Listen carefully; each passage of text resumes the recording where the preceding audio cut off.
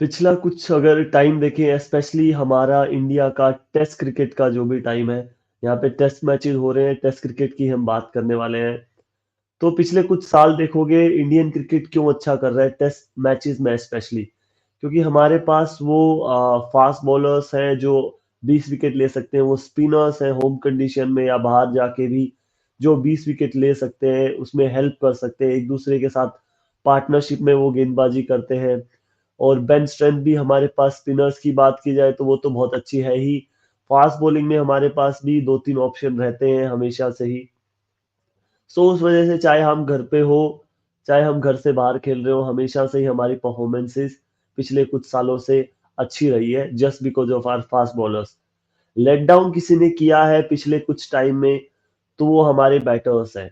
मैं ये नहीं कहूंगा कि बैटर्स ने परफॉर्म नहीं किया, वरना बैटर के बिना ऐसा होम डोमिनेशन करना, हर सीरीज जीतना पिछले 11-12 सालों से पॉसिबल नहीं है। बाहर जाके भी हमने बैटर्स हमारे बैटर्स ने अच्छा किया है, तभी रन बोर्ड पे लगे हैं, तभी कुछ हमने अच्छा किया है। बट आप कंपैरिजन करोगे ना कि बॉलर्स ने कब लास्ट टाइम था जहां पे 500-600 रन खाए थे, 400 रन खाए थे, और बैटर्स ने कब ऐसा था कि 100, 150, 80, 70, 50 पे ऑल आउट हुए थे या बहुत बड़ा कोलैप्स आया। सो आप पाओगे कि बॉलर्स ने तो एक या दो टेस्ट मैचेस ऐसे होंगे जहां पे बल्क में रन कंसीड किए हैं पिछले 3, 4, 5 सालों की अगर हम बात करें, एक या दो। वही बैटर्स हमारे ऐसे हैं कि हर 5-6 महीने में हमें एक ऐसी परफॉर्मेंस देखने को मिलती है। इस साल में अभी तक नहीं मिली थी हमें ऐसी एक परफॉर्मेंस कि हम बचे हुए थे कि यार अभी तक तो वो नहीं आई है। साल में एक तो होती ही होती है, चाहे आप 2020 ले लीजिए, 21 ले लीजिए, 22 ले लीजिए, 23 ले लीजिए, या 24 में हम बचे हुए थे। एक इंग्लैंड के अगेंस्ट हमने टेस्ट मैच जरूर हारा था, बट वहां पे भी वो ऐसा नहीं था कि हम 100, 125 पे ऑल आउट हो गए हो। वहां पे भी अच्छा खासा स्कोर हमने बनाया था। बट वो जिस चीज का डर था ना, वो कल हो गया है अभी। और बहुत सारे फैक्टर्स इसमें हैं, पिच का फैक्टर, वेदर का फैक्टर, उसके बाद आपका टॉस जीतने के बाद ये बल्लेबाजी करने का डिसीजन, फिर शॉट सिलेक्शन। मतलब आपको 2-2.5 घंटे निकालने थे, पेसर्स को थकाना था, उनको अटैक से हटाना था, उनका पहला पहला स्पेल, और चीजें फिर आपके हक में जा सकती थी, क्योंकि अभी भी आप देखोगे ना पिच में ऐसा कुछ नहीं है, ठीक है। टिपिकल बेंगलुरु की पिच है, यहाँ पे फास्ट बॉलर्स को हमेशा से ही मदद मिलती है, स्पिनर्स को आगे जाके मदद मिलनी स्टार्ट होती है। बट वो जो 2-3 घंटे है ना, वो हम निकाल ही नहीं पाए। और वही वाला परफॉर्मेंस जो मैं बोलता हूँ ना, एक सेशन में इंडिया मैच हार जाता है। 15 सेशन का ये टेस्ट मैच होता है पूरा, बट इंडिया एक सेशन ऐसा खेलता है कि पूरा मैच ही वहां खत्म हो जाता है, मतलब उसके बाद कुछ बचता ही नहीं है, आप कितना भी एफर्ट लगा लीजिए। तो जी कल के दिन में ऐसा ही हुआ, इंडिया पहला सेशन 6 विकेट गंवा चुका था वहीं 33-34 रन पे, और उसके बाद वापस आने का चांस अब ये मान लीजिए 0.000 कुछ करके आगे 1% है। 1% नहीं, 0.000 कुछ करके आगे एक लगेगा, उतना परसेंट हमारे पास चांस है इस टेस्ट मैच को बचाने का या जीतने का। क्योंकि बचाने का भी चांस पहले तो थोड़ा था कि जी बारिश आ जाए, 1.5-2 दिन बारिश खराब कर दे आपकी, और यहाँ पे फिर आप आधा एक दिन बल्लेबाजी करनी पड़ जाए आपको तो कर करा के, और ये मैच बच जाए। बट प्रॉब्लम यहाँ पे क्या है, अब बारिश का भी मुझे नहीं लग रहा कोई आसार है। संडे का जरूर थोड़ा बहुत दिखा रहे हैं वेदर फोरकास्ट की संडे को बारिश हो सकती है, बट मेरा तो डाउट यही है कि संडे तक ये मैच मुझे नहीं लगता अभी यहाँ से जाएगा ही। और अनटिल और अनलेस न्यूजीलैंड बहुत ही लंबी बल्लेबाजी कर जाए, बट अभी के लिए वो भी पॉसिबल नहीं लग रहा कि ये भी 400-500 रन बनाएंगे। सो कल के दिन में बहुत सारी चीजें खराब हुई इंडिया की तरफ से। न्यूजीलैंड ने तो एक पैर भी, 1 इंच सेंटीमीटर भी गलत नहीं रखा कल। चाहे वो फील्डिंग की बात करें यार, एक्सेप्शनल फील्डिंग, जो हम न्यूजीलैंड को वर्ल्ड की बेस्ट साइड है अगर फील्डिंग की बात की जाए, क्योंकि ग्लेन फिलिप्स हो जाए या फिर बाकी आपके पास डेवॉन कॉनवे का कैच, फिलिप्स का कैच, फिर माइकल ब्रेसवेल का कैच आपका, फिर मैट हेनरी का वो कैच, या फिर एजाज पटेल का वो कैच ले लीजिए। सो हर एक एंगल से उन्होंने सही चीजें की, कुछ एक्स्ट्रा करने का ट्राई नहीं किया। उनको पता था इंडिया को पकड़ सकते हैं हम, तो यही पिच है, यही सेशन है जहाँ पे हम इंडिया को पकड़ सकते हैं, उनको नीचे लगा सकते हैं। और एग्जैक्टली उन्होंने वही किया, कुछ एक्स्ट्रा ट्राई नहीं किया, पिच को बस आगे गुड लेंथ पे बॉल फेंकते रहे, बाकी पिच ने अपने आप अपना काम किया और बाकी रही सही मदद इंडियन बैटर्स ने कर दी खराब शॉट खेल-खेल के। मतलब ठीक है यार, आपका दिन खराब हो सकता है और वही हुआ है, वरना ऐसा चीज़ें पॉसिबल, आप खराब से खराब भी खेलोगे ना तो भी आपकी ये हालत नहीं हो सकती, खास करके अपने घर पे। ठीक है, सिचुएशन आपको ऐसा लग रहा था कि आप बर्मिंघम में खेल रहे हो, इंग्लैंड में खेल रहे हो, आप लंदन में खेल रहे हो जैसे, बट यहाँ का बैंगलोर का आपको पता था कि 2-3 दिन से पिच कवर्ड है, कवर के नीचे पिच रही है और फिर आपको ये देखना चाहिए, आपको टाइम भी मिला, आपको ये भी नहीं कि टॉस पहले हुआ गया था, टॉस भी खेल स्टार्ट होने से आधा घंटा पहले हुआ। वहाँ पे मेरे हिसाब से इंडिया ने एक चीज़ सोची कि हम अपने आप को चैलेंज करेंगे। जी ठीक है, बोल्ड डिसीजन था, चैलेंज आप अपने आप को करना चाहते हो क्योंकि कहीं न कहीं जाके तो आपको ऐसी सिचुएशन में भी बल्लेबाज़ी करनी पड़ेगी। इंग्लैंड, न्यूज़ीलैंड, ऑस्ट्रेलिया आप जाओगे तो वहाँ पे यही सब कुछ होगा, उसमें कुछ ज़्यादा इससे ऊपर-नीचे ही चीज़ें होंगी।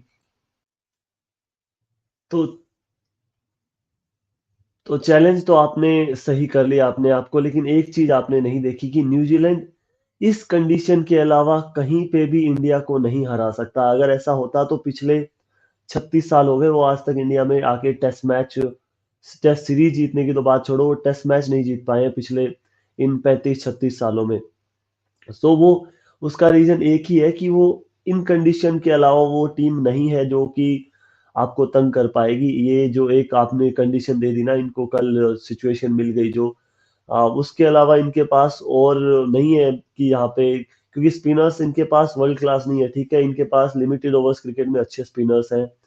बहुत ही ज़्यादा वेयर एंड टियर वाली पिच मिल जाए तो फिर वो कमाल कर सकते हैं, वरना आप नॉर्मल पिच रखोगे, ठीक-ठाक स्पिन होने वाली, पेस बॉलर्स के लिए ज़्यादा मदद ना हो, ठीक-ठाक होगी तो कोई दिक्कत नहीं, इंडियन बैटर्स भी उसमें एडजस्ट कर सकते हैं आपके। तो वो वाली सिचुएशन उन्होंने रीड नहीं की इंडिया ने कि ओपोनेंट की ताकत है कि वो इस सिचुएशन के अलावा आपको, इन कंडीशंस के अलावा आपको वो घर में नहीं हरा सकते एटलीस्ट। तो वहाँ पे उस हिसाब से मेरे को लगता है कि इंडिया को पहले बल्लेबाजी करनी चाहिए थी। इंडिया ने ज़्यादा सोच लिया, चौथी पारी, तीसरी पारी, अगर यार आपके और न्यूज़ीलैंड के जो स्किल सेट का जो लेवल है ना, अगर आप अपने घर पे खेल रहे हो, वो उसमें डिफरेंस बहुत ज़्यादा है। आप पहले बल्लेबाजी करो या पहले गेंदबाजी करो, मुझे नहीं लगता कि वो आपको बाद में जाके तंग करेगा। बट हाँ, ये जो डिसीजन था कि 2 सेशन जो स्टार्टिंग के थे, एटलीस्ट पहला सेशन, क्योंकि फिर से बारिश आई, तो वो चीज़ दूसरे सेशन तक भी खींच गई। सो वो वाली चीज़ है ना, तो वो वहाँ पे आपको तंग कर गई और पूरा मैच है जो आपसे ले गई वो, क्योंकि वहाँ पे आपने बोला कि जी एक सेशन है निकाल लेंगे, बट वो एक सेशन आपसे निकला नहीं और वो मैच आपसे पूरी तरह से दूर चला गया। एक ही सेशन के अंदर 6 विकेट लूज़ कर दी, फिर बाकी रही सही कसर आते ही आपने अगले 2-3 ओवर में फिर से कर दी और आप हो गए जी 46 पे ऑल आउट। एक नया रिकॉर्ड आपने बना दिया है, घर पे आप इससे कम स्कोर पे आज तक ऑल आउट हुए नहीं हैं और उसके बाद फिर होता क्या है कि जब इतने स्कोर पे आप ऑल आउट हो जाते हो ना, फिर बॉलर्स को भी थोड़ा-सा मोरल डाउन होता है कि फिर वो एक्स्ट्रा ट्राई करने के लिए जाते हैं, फिर वो चीज़ों को सिंपल नहीं रखते हैं। हमारे बॉलर्स की स्पेशलिटी क्या है, चाहे वो स्पिनर्स हो, फास्ट बॉलर्स हो, वो चीज़ों को सिंपल रखते हैं, एक जगह पे रखते हैं और फिर वो है ब बल्लेबाजों से गलतियाँ करवाते हैं। बट यहाँ पे क्या हो गया, फिर वो आप एक्स्ट्रा ट्राई करने के लिए गए क्योंकि और कोई ऑप्शन ही नहीं था आपके पास, जल्दी आपको विकेट लेनी थी। फिर इस चक्कर में फिर वो फील्डर्स के पास भी ये होता है कि यार बहुत बुरा खेले, वो अभी तक ज़हन से निकली नहीं है वो चीज़ें आउट होने वाली, ऑल आउट वाली, तो फिर वो कैचेज़ भी छूटते हैं आपसे। तो ये सारी चीज़ें आपके अगेंस्ट में होती चली गई, एक से एक, एक के बाद एक के बाद एक और कल का दिन तो हुआ ही हुआ, कल 180 रन बना लिए थे न्यूज़ीलैंड ने 3 विकेट खो के और अभी का आपको अपडेट करूँ अभी का स्कोर, तो 2 विकेट इंडिया ने ज़रूर जल्दी ले लिए हैं। अभी न्यूज़ीलैंड ने आज के दिन में ऑलमोस्ट 40 रन जोड़ दिए हैं और 2 विकेट उनके जा चुके हैं। अभी क्रीज़ पे हैं आपके सचिन रविंद्र और ग्लेन फिलिप्स, 5 विकेट उनके गिर चुके हैं, 220 रन है और मैच में बहुत आगे हो चुके हैं। ऑलमोस्ट 180 का लीड न्यूज़ीलैंड का हो चुका है। पिच इतनी आसान तो नहीं है क्योंकि आज सुबह का स्पेल भी आप देखो, बुमराह सिराज ने दोनों ने एक-एक विकेट लिया। अभी भी पिच में हरकत है, स्विंग है, सीम मौजूद है अभी भी। और अगर थोड़ा-सा भी और ओवरकास्ट कंडीशन हुई, वेदर थोड़ा-सा भी अगर हल्की-हल्की भी बारिश हुई तो आप देखोगे कि सिचुएशन और भी फिर खराब हो सकते हैं इंडिया के लिए। सो यहाँ से मुझे कुछ अनटिल और अनलेस बहुत ही एक्सेप्शनल बैटिंग कर दे इंडिया, लाइक जो हमने कोलकाता में की थी, वीवीएस लक्ष्मण, राहुल द्रविड़, वो वाली बैटिंग ही हमें यहाँ से मैच में वापस लेके आ सकती है। अनटिल और अनलेस तो मुझे कोई जरिया नहीं लग रहा है इस मैच में वापस आने का। बट वही ऑप्टिमिस्टिक होने वाली बात है। हम तो जी फिर भी यही सोचेंगे कि कैसे ना कैसे, क्योंकि ये इस टीम ने करके दिखाया है, हर जब भी ये अगेंस्ट द वॉल जाते हैं तब इन्होंने ऊपर आके अच्छी परफॉर्म करके दिखाया। क्योंकि जी बात अगर क्रिटिसाइज करने की है तो यार एक सेशन किसी का भी खराब जा सकता है। अब वो डिपेंड इस चीज पे करता है कि वो कितना खराब गया है। अब जो कल सेशन हमारा खराब गया ना, वो इतना खराब चला गया कि हम इस मैच में अब 3-4 सेशन भी अच्छे खेले ना, तो भी न्यूजीलैंड को पकड़ पाना बहुत मुश्किल है। इतना खराब हमने वो सेशन खेल दिया। और उसी की बदौलत हमारी ये हालत है। फिर थोड़ा बहुत लक फैक्टर भी आ जाता है, मतलब जो भी बॉल बल्ले पे लग रही है वो फील्डर के पास जा रही है। चाहे विराट कोहली का वो ग्लव्स के बाद जो लगा वो सीधा फिलिप्स के हाथ में, फिर वो डेवॉन कॉनवे का शानदार कैच। मैं ये नहीं बोल रहा न्यूजीलैंड से नहीं छीन रहा हूँ क्रेडिट उनका, आई ऑलरेडी सेड दिस की न्यूजीलैंड की जो फील्डिंग थी वो बहुत ही एक्सेप्शनल थी। उनकी फील्डिंग यूनिट जो मैं हमेशा से प्रभावित रहता हूँ, one of the best side लगती है मेरे को जब भी वो फील्डिंग करते हैं तो। फिर वो मैट हेनरी का कैच, और मतलब जो भी एज लग रही थी यार, ऐसा हुआ ही नहीं कि वो फील्डर के पास ना गया हो। एक कैच जरूर छूटा इनके कीपर से, बट उसके अलावा जायसवाल ने बहुत देर के बाद एक कट शॉट खेलने का ट्राई किया, वो सीधा एजाज पटेल के हाथ में चला गया। मतलब परफेक्शंस में ढूंढे हैं इंडिया ने, इंडियन बैटर्स ने कल वो फील्डर्स। फिर जडेजा को वो टॉपेज लगता है, बुमराह का टॉपेज लगता है, कुलदीप यादव ने बैकफुट पंच खेलने का ट्राई किया, वो एक शानदार कैच।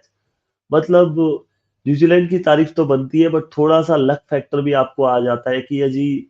फिर न्यूजीलैंड के बॉलर्स की एक बहुत अच्छी तारीफ करूंगा कि उन्होंने कोई फ्रीबीज नहीं दी इंडियन बैटर्स को। कोई भी ओवर पिच या हाफ वॉली या फिर लाइन और लेंथ बिल्कुल ऑफ स्टंप से बहुत ज्यादा बाहर उन्होंने स्पेस दे दिया हो बैटर्स को हाथ खोलने का। सो ऐसी कुछ उन्होंने चीज नहीं की।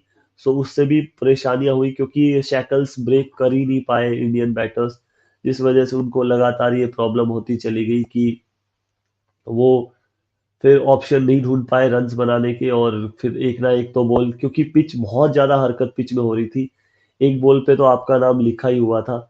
वो ऐसे था कि बस जैसे तैसे इंडियन बैटर्स थोड़ा सा सरवाइव कर जाए, ये पेसर्स हट जाएं और स्पिनर्स आ जाए तो शायद थोड़ा सा रिलीफ मिल जाए, 50-60 रन और बन जाए। बट वो हुआ नहीं। और उसमें न्यूजीलैंड का मैं फेवर इसलिए बोल रहा हूँ, इसलिए हुआ क्योंकि 12-13 ओवर हुए, तीनों पेसर्स ने 3-3 4-4 ओवर डाले। फिर वो बारिश का ब्रेक आ गया, तो फिर उनको वो 40-50 मिनट का ब्रेक मिल गया। फिर वो आए फ्रेश, फिर उन्होंने 3-3 4-4 ओवर डाले, फिर लंच हो गया, फिर उनको ब्रेक मिल गया। फिर वो आए, फिर उन्होंने 3-3 4-4 ओवर डाले, इतने में ऑल आउट हो गए। मतलब वो थके, उस ऐसा कुछ हुआ ही नहीं, क्योंकि वो ब्रेक मिलता गया उनको। कहीं ना कहीं ऐसा फेज आता ना गेम में, इंडिया के चाहे 5-6 विकेट ही गिरते, स्पिन लगती, वहां पे 5-10 ओवर का भी अगर इंडिया को ब्रेक मिलता तो वहां से वो 30-40 रन निकलते ना, तो शायद मुझे लगता था कि ये स्कोर भी 150 तक हम पहुंच सकते थे और वहां से कुछ ना कुछ हम मैच बना सकते थे। ये न्यूजीलैंड को अगर 100 सवा 100 की भी लीड मिलती, तो वहां से हमारे पास चांस रहता इस गेम में वापस आने का, एटलीस्ट न्यूजीलैंड को एक सम्मानजनक स्कोर का या टारगेट देने का चौथी पारी में। बट वो ऐसा हो नहीं पाया, तो वहां पे भी थोड़ा सा लक फेवर कर गया न्यूजीलैंड को। और जो हेल्प इंडियन बैटर्स ने की वो तो थी ही, क्योंकि अब बहुत मुश्किल है इस मैच में अगर बात करो आप तो। इंडिया का वापस आना, बहुत सारी चीजें हैं, क्योंकि मुझे लगता है एक बारिश का हेल्प हो सकता था, बट अब वो भी आसपास नहीं है। संडे का फिर भी वेदर फोरकास्ट है, बट उसके अलावा कोई चांस नहीं है। सो यहाँ पे एक ही चीज है, न्यूजीलैंड को जल्दी आप ऑल आउट कीजिए। स्पिनर्स आप देखोगे, आप पहले के मुकाबले बहुत बेटर साइड है ये, अगर आप बात करें न्यूजीलैंड की। इनके पास कॉनवे है जो अच्छे स्पिन खेल सकते हैं। इस मैच में विलियमसन नहीं है। अगर फिर भी न्यूजीलैंड जीत गया तो आने वाले मैचेस में विलियमसन भी वापस आ जाएंगे और फिर इंडिया को हो जाएगा, क्योंकि वो one of the best player है स्पिन का वर्ल्ड क्रिकेट की अगर बात की जाए तो। फिर आपके पास टॉम लैथम है जो स्पिन अच्छा खेलते हैं, सचिन रविंद्र स्पिन अच्छा खेलते हैं, डैरिल मिचेल आपके पास जो है जो स्पिन अच्छा खेलते हैं। वैसे आज तक कर तो नहीं पाई है न्यूजीलैंड, बट फिर भी ये जो साइड है ये थोड़ा सा बेटर लगता है कि स्पिन अच्छा खेल सकता है। सो ये मैच तो ऑलमोस्ट मुझे लग रहा है कि हाथ से जाता हुआ, बट फिर भी है। अब कर क्या सकता है इंडिया इस मैच में कि न्यूजीलैंड को आप 270 280 तक ऑल आउट कीजिए और फिर आप स्कोर बनाइए एटलीस्ट 350 350 का, कम से कम 350 रन आपको बनाने पड़ेंगे। अगर आप 400 रन बना पाते हो तो इससे तो अच्छी कोई बात हो ही नहीं सकती। फिर 400 रन बनाओ, 230-40 का न्यूजीलैंड के पास लीड होगा, तो फिर भी उनको 160-170 रन बनाने पड़ेंगे चौथी पारी में, जो कि आसान नहीं होगा।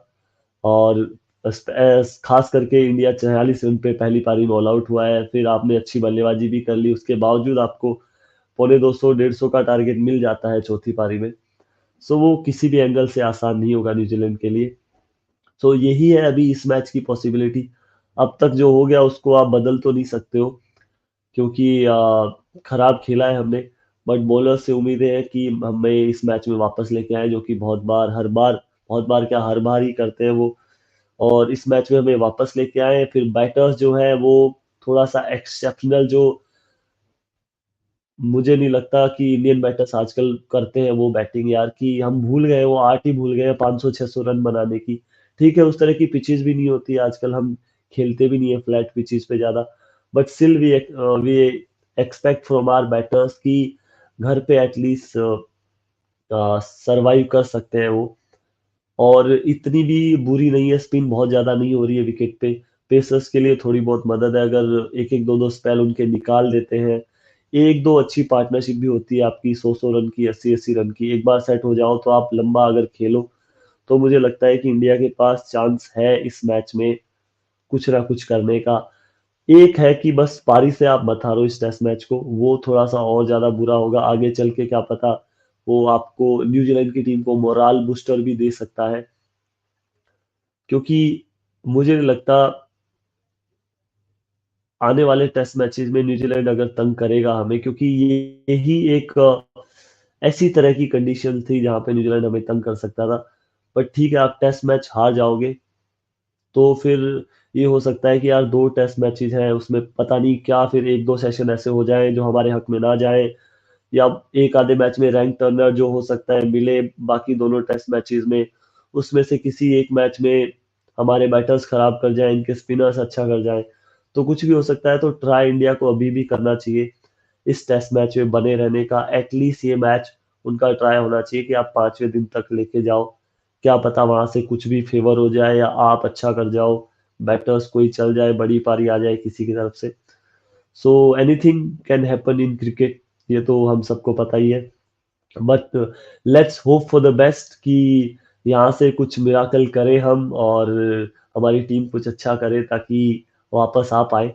अगेंस्ट द वॉल तो अभी लगे हुए हैं, बट क्या पता कुछ हो जाए, कुछ कमाल हो जाए।